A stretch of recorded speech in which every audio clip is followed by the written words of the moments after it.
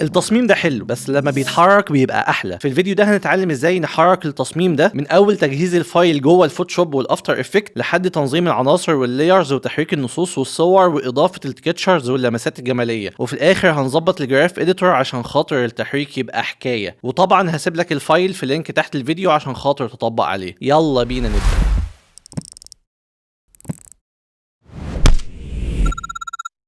اول واهم حاجه محتاجين نعملها ان احنا نكون مظبطين الفايل على البرنامج الاساسي اللي الفايل ده متصمم عليه. هنا الفايل ده متصمم على الفوتوشوب، فكل لما اكون منظم الفايل كل ما ده بيسهل عليا الدنيا جوه الافتر افكت. طبعا الفوتوشوب فيه ميزه ان انا لو حطيت اكتر من لاير جوه فولدر بيخليها لي جوه الافتر افكت بريكومبوزيشن، وهنشوف الموضوع ده دلوقتي. فانا هنا عندي التكست الاثنين دول، وهنا عندي تكتشر موجود هنحركه جوه الافتر افكت، وهنا عندي لاير فيها السحاب والطائر، وهنا لاير فيها عندي مسجد قبه الصخره، ربنا يرجعه لينا بالسلامه ان شاء الله. الفوتوشوب فيه ميزه كمان مش موجوده في الإليستريتور، وهو ان انا لو فتحت اللاير بتاعه المسجد ووقفت عليها هلاقي ان المسجد ده نصه موجود بره بالشكل ده زي ما هو ظاهر عندنا هنا. لو انا خليت الجزء ده موجود بره وجيت احركه جوه الافتر افكت مش هيبقى عندي اي مشكله، بينما اللاير دي لو جايه من برنامج الإليستريتور ومقصوصه بالشكل ده رغم ان هي ليها بقيه بره الارت بورد فمش هقدر اتعامل معاها كويس وهتجيلي مقصوصه في الافتر افكت، وساعتها بيبقى ليها اكتر من حل. لكن في الفوتوشوب الموضوع ده مفيش فيه اي مشكله. ليه اتكلمت عن الموضوع ده هنا؟ لان احنا هنحرك التصميم بتاعنا بشكل مختلف عن الطريقه اللي انتم متعودين تشوفوها في اغلب تصميمات السوشيال ميديا.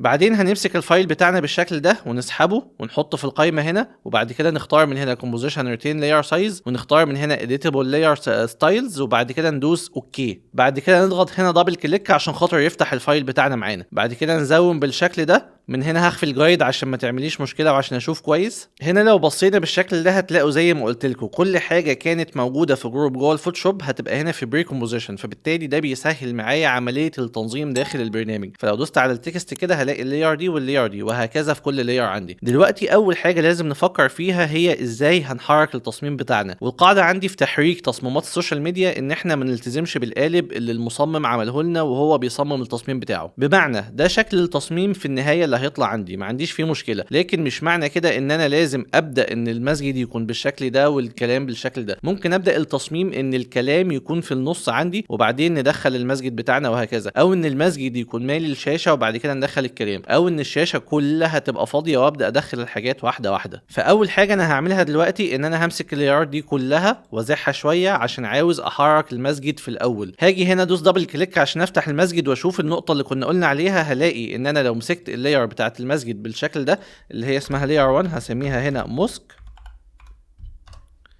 بعد كده لو جيت احركها بالشكل ده هلاقي اللاير مش مقصوصه عندي. فانا دلوقتي ممكن احرك بكذا طريقه، منها ان انا اجيب المسجد من تحت واحركه ببوزيشن وسكيل. طبعا بسكيل مش تبقى حلوه، لكن ممكن اضيف قيم بسيطه للسكيل بتخلي التصميم بتاعي فيه شكل حلو، لكن مش اجيبه من سكيل الصفر ما بتبقاش احلى حاجه. طيب ايه غير البوزيشن ممكن اعمله؟ ممكن ان انا اعمل حاجه اسمها بيبر ترانزيشن بالالفاميت. يعني ايه؟ ممكن اجي هنا واخد حاجه اسمها بيبر ستوب موشن او ايا كان الاسم اللي انت ممكن تبحث بيه، بعد كده اروح ماسكها هنا واخدها على البرنامج واحطها في البري كومبوزيشن بتاعي. لو جينا نشغل كده هنلاقي التصميم ده عباره عن ورقه بتتفتح معايا، والورقه دي ممكن من خلالها اظهر الشكل بتاعي ازاي. هاجي هنا عند كلمه موسك واشوف البيك وايب اللي تحت كلمه تراك مات واسحبها بالشكل ده على البيبر موف، هلاقي ان المسجد كانه بيتكون من خلال الورقه دي. طبعا التكوين بتاع المسجد هنا مش حلو. طب حلها ايه؟ حلها ان انا من اول ما احس ان الحركه هتبدا تبقى حلوه واقص من الحته دي كده، بعد كده اجيب الشكل ده في الاول خالص اخليه فوق لاير المسجد بتاعتي واخلي المسجد بتاعي بلون مختلف بحيث ان انا اميزه. وطبعا موضوع تنظيم اللايرات ده مهم جدا جدا في بدايه اي شغل. احنا هنا بنحرك تصميم سوشيال ميديا، فموضوع تلوين اللايرات والتسميه ممكن ما يعملش معانا مشكله قوي، لكن بشكل عام في الموشن عشان بنتعامل مع عدد كبير من اللايرات فبنحتاج ان احنا نسمي ونلون اللايرات بتاعتنا، مش بس عشان خاطرنا لكن عشان خاطر لما حد يجي يشتغل معانا او عشان خاطر احنا شخصيا لما بنيجي نفتح فايل نعدل عليه بعدين. اشغل كده واشوف الشكل عامل معايا ازاي. هلاقي ان الشكل كده بدا يبقى ايه معقول شويه. ممكن حتى اقدم ارجع دي شويه كده واخليه يبدا من هنا كده بدا ان هو يبقى ايه حلو معايا. طيب دي كده اول حاجه. تاني حاجه ان اللاير اللي استخدمتها عشان خاطر اخلي المسجد يظهر منها هي مش كبيره قوي، هحتاج بس ان انا ازود السكيل بتاعها شويه. زي ما انتم شايفين كان في حتت مقصوصه من المسجد هنا بدات تظهر. بعد كده اشغل تاني واشوف. طيب دي كده تاني حاجه. ممكن نعمل ايه كمان؟ ممكن ان احنا نحط المسجد ده مع البيبر دي في بري كومبوزيشن مع بعض. ادوس كنترول شيفت سي واسميه وليكن فول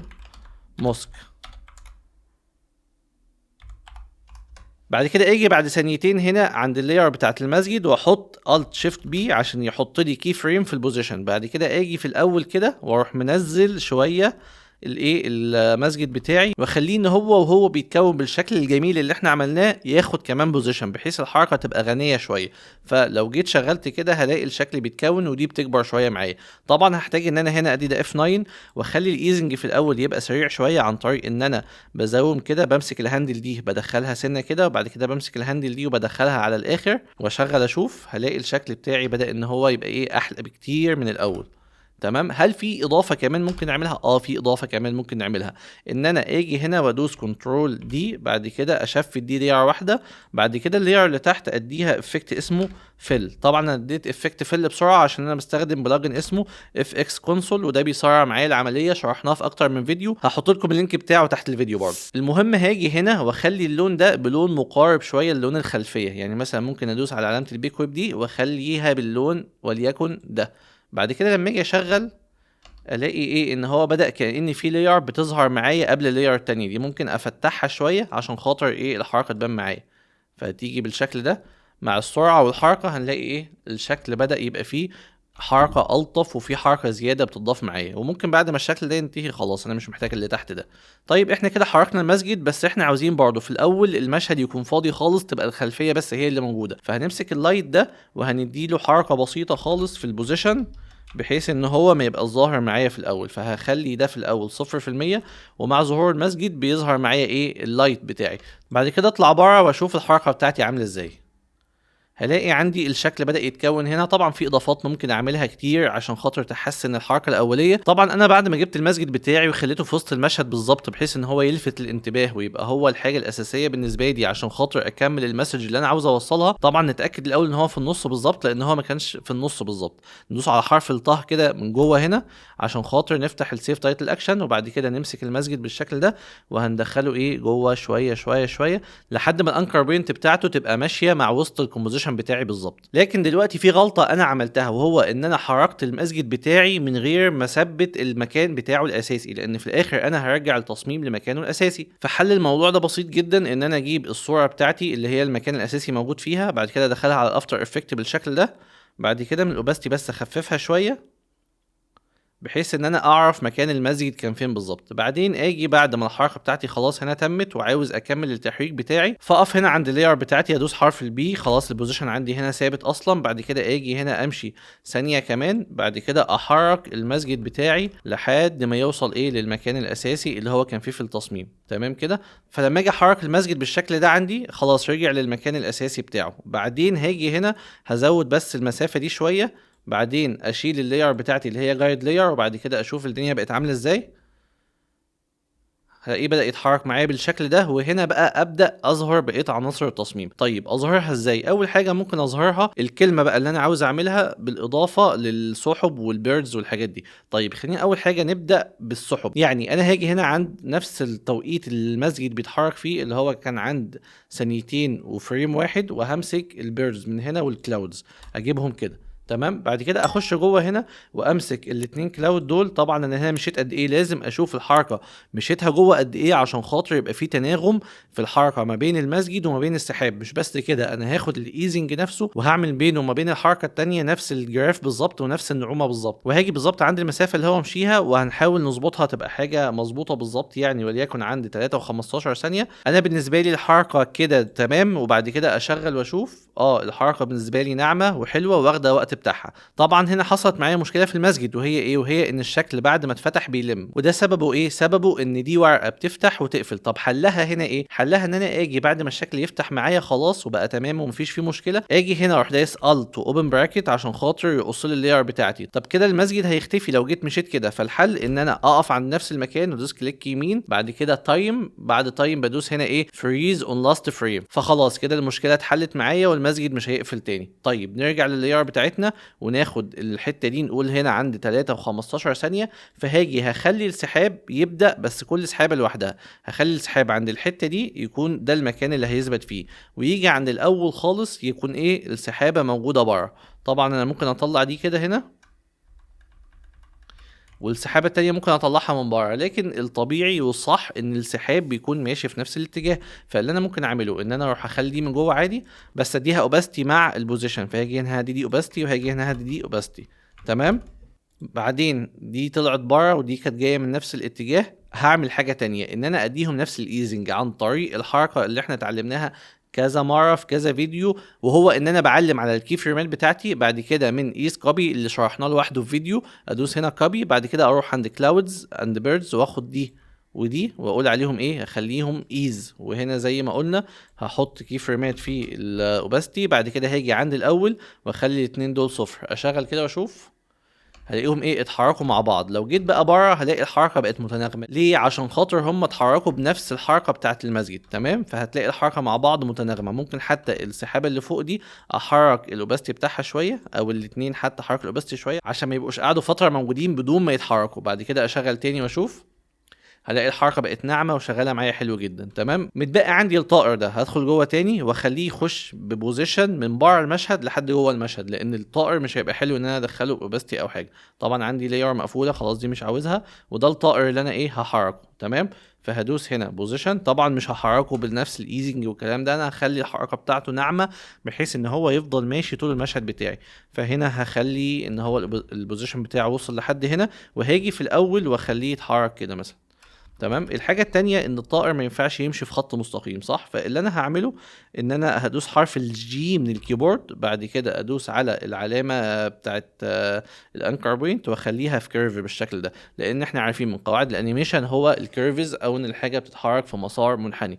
بعد كده لما اجي اشغل كده هلاقي الطائر بيتحرك معايا بالشكل ده. طب هل دي حركة منطقية؟ لا مش حركة منطقية. ده هيخلينا نتعلم حاجة جديدة تاني وما اتكلمناش عنها قبل كده في القناة، وهي البابت تول. طب البابت تول دي بعمل بيها ايه؟ البابت تول دي باجي عند الشكل بتاعي، خلينا نعمل سولو لللاير بتاعتنا كده، وبعد كده نمسك الطائر بتاعنا حتى نيجي قدام هنا كده عشان خاطر نبعد عن الحركة، ونمسك الطائر بتاعنا كده ونعمل حاجه هنا اسمها بابت تول او كنترول بي، ادوس عليها كده. البابت تول دي باختصار بتخليني اقدر اتحكم في شكل عندي عباره عن لاير واحده، يعني كأن عندي صوره وعاوز اديها نقط ارتكاز مختلفه تحرك معايا الشكل بطريقه مختلفه. بمعنى انا هاجي هنا هقول له ده طائر، فالطائر ده انا عاوز احرك الجناحات بتاعته، فهاجي هنا هدوس على العلامه دي، بعد كده ادوس هنا، ادوس هنا، ادوس هنا، ادوس هنا، ادوس هنا، بعد كده ادوس مثلا هنا.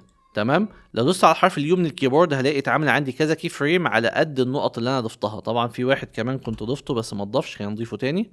بعد كده ادوس هنا يو مره كمان عشان خاطر اشوف الفريمات بتاعتي. بعد كده امشي شويه وامسك النقط دي واحرك ده كده وليكن سنه بسيطه، وده كده سنه اسف، وده كده سنه بسيطه. بعد كده اشغل. بعد ما شغلت لقيت كأن الجناح بيتحرك معايا، فكل اللي انا هعمله ان انا بس هكبر دي شويه وهقرب الاتنين دول كده من بعض شويه، يعني مش قوي، يعني يبقوا كده كويس. بعد كده اثبت بقيه الفريمات دي، او مش عاوزهم اصلا يعني نشيلهم، عاوزين بس البابت تبقى موجوده وهم ما يبقوش موجودين. بعد كده هدوس هنا همشي كمان 10 فريم واخد الاولاني كنترول سي كنترول في. فلما ادوس F9 حتى ازود ده شويه عشان يبقوا نفس المسافه، ادوس F9 كده واشغل، هلاقي الجناح ايه بيتحرك كأن العصفوره او كأن الحمامه دي بتطير. تمام. طيب انا عاوزهم يتحركوا على طول، ممكن اعمل كده عن طريق حاجتين. اول حاجه ان انا اقعد اخد الكي فريمات دي كنترول سي كنترول في، او ان انا اجي هنا ادوس Alt بعد كده ادوس على علامه الساعه، بعد كده اكتب لوب اوت، ممكن ندوس تاني لوب اوت. تمام. بعد كده ادوس انتر، اخد لوب اوت ده برضو كنترول سي، بعد كده اجي هنا تحت عند تحت هنا دوس الت وادوس كنترول في اشغل.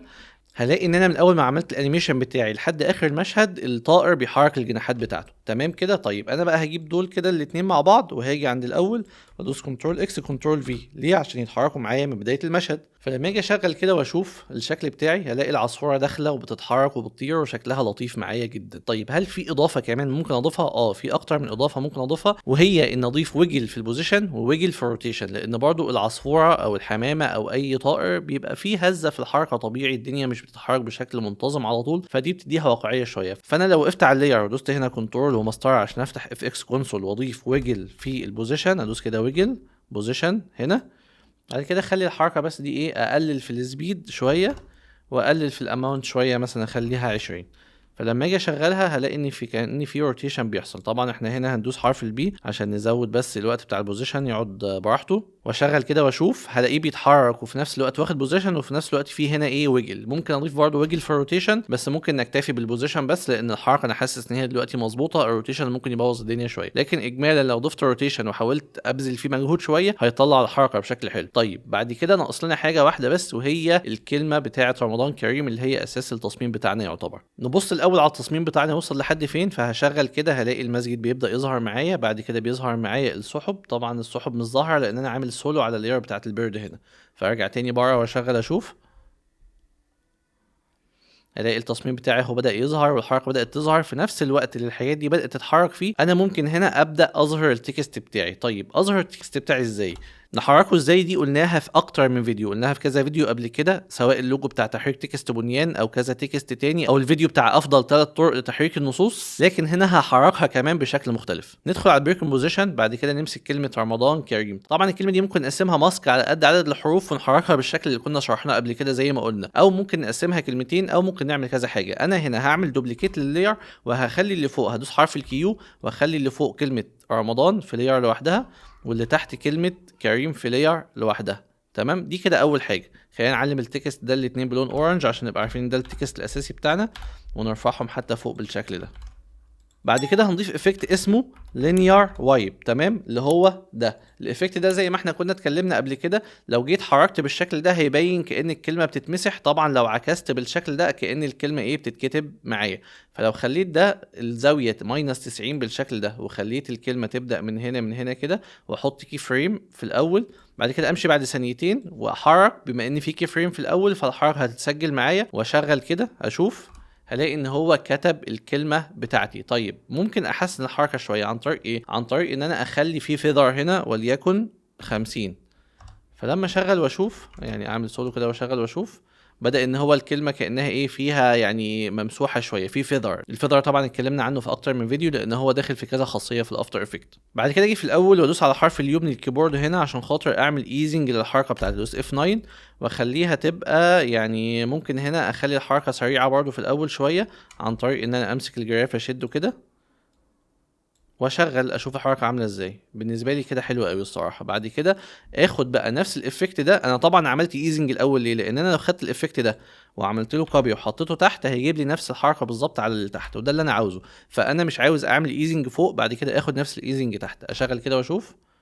طبعا انا هنا عملت سولو بس عشان اكون شايف كويس. اشغل تاني واشوف، الاقي بيجيب لي نفس الحركه بالظبط. حد هيقول لي طب انت قسمتهم ليه بدل بيدي الاتنين نفس الحركه؟ هنا هنبدا نعمل حاجه مختلفه شويه، يعني ممكن نعمل حاجه زياده عن طريق ان يبقى في شيفتنج ما بين الليارين، فبالتالي الكلمه ما ظهرتش مع بعض. يعني لو جبت دي كده شويه وشغلت هتبقى ايه كل كلمه ظهرت لوحدها، وكل ما اخر كل ما يبقى في فرق ما بين الكلمتين. طبعا احنا من قواعد الانيميشن موضوع الاوفرلابنج، فاحنا هنخلي فيه اوفرلابنج، مش هنخلي دي تخلص وبعد كده دي تبدا. تمام، فكده كده بيبقى في تزامن ما بين الحاجات، بس لما ما يبداوش مع بعض بيبقى الشكل احسن. دي نقطه. النقطه الثانيه ان انا ممكن اجي هنا في الاول خالص واحط الاثنين بوزيشن، فادوس الت شيفت بي حطيت بوزيشن، واجي بعد ثانيه و10 فريمات واحط برده بوزيشن في المكان بتاعها. كده اجي في الاول واروح ماسك الكلمه دي واخليها تخش كده ايه شويه ناحيه الايه ناحيه اليمين، والتانيه شويه ناحيه الشمال. تمام، بعد كده اخد الايزنج بتاع اللينير رايب ده كوبي، بعد كده احطه في الايه في البوزيشن هنا. تمام، وادوس ايز. بعد كده لما اشغل نشوف كده مع بعض نلاقي ايه بقى في حركه زياده في الكلمه، بيبقى شكلها احسن طبعا بكتير. احرك بقى عشان اعمل اوفرلابنج زي ما قلنا واشغل. هنا بقى ممكن اخلي الحركه بسيطه شويه، اخلي الاوفرلابنج بسيط شويه، او ان احنا ما نخليش فيه اوفرلابنج خالص لان الكلمتين بيتكلموا مع بعض بشكل حلو. ممكن نيجي حتى في الاول هنا وندخل دي شويه كده وندخل دي شويه كده بحيث يبقى الاوفرلابنج في البوزيشن نفسه. تمام، نطلع بره كده ونبص على الشكل بتاعي بقى عامل ازاي. شغل تاني. تمام، احنا هنا في حاجه بقى عاوزين نعملها، ان احنا نخلي التكست برضو يبدا يظهر مع بقيه الحاجات. فاجي هنا كده اشيل دي، اجيب دي هنا كده، يبقوا كله يظهروا مع بعض واشغل. طبعا عندي التكست ده عامل لي مشكله، فالتكست ده اصلا ممكن يعني اشيله خالص او اخليه يظهر هنا بالشكل ده باوباستي عادي. ده تكست يعني مش اساسي قوي بالنسبه لي، فانا ممكن اخليه يظهر في الوقت ده هنا او في الوقت ده بحيث ان الحمامه او الطائر يكون عدى المنطقه دي خالص. حتى هنا اهو يعني الطائر نفسه ممكن خلينا نيجي هنا نمسك الطائر، نخلي البوزيشن بتاعه اقل شويه، ونخلي بدايته من هنا اهو، يعني من هنا كده، ونشغل. يعني يجي هنا كده تمام. اخليه بدايته من بره المشهد احسن عشان خاطر ما يعملش الحركه اللي ظاهره قدامي دي، بس من بره المشهد يعني حاجه بسيطه خالص. اشغل كده واشوف، الاقي ايه الدنيا هنا بدات تظبط معايا. تمام. ممكن اعمل حاجه تاني، ان انا اخر التكست شويه كمان عشان خاطر ما يعملش معايا المشكله دي. ادي هنا كده اهو. تمام كده الشكل بدأ يبقى حلو معايا، وانا بالنسبه لي كده تمام. هنظبط ايه كمان؟ في حاجه مهمه المفروض نعملها، وهي موضوع التكتشر ده. لو جينا في الاول خالص في تكتشر معانا زي ما احنا شايفين، ممكن في الاول نديله اوباستي، تمام، بحيث ان هو برده ما يبقى ظاهر في الاول خالص. واجي في الاول واخلي الاوباستي كام؟ 0%. بعد كده اشغل، الاقي ان هو مدي شكل حلو على التصميم بتاعي. طيب هل ممكن اعمل حاجه معينه تضيف قيمه او تعمل قيمه مضافه على التصميم؟ ممكن اعمل ايه؟ ممكن اجي هنا اضيف افكت اسمه turbulent displacement.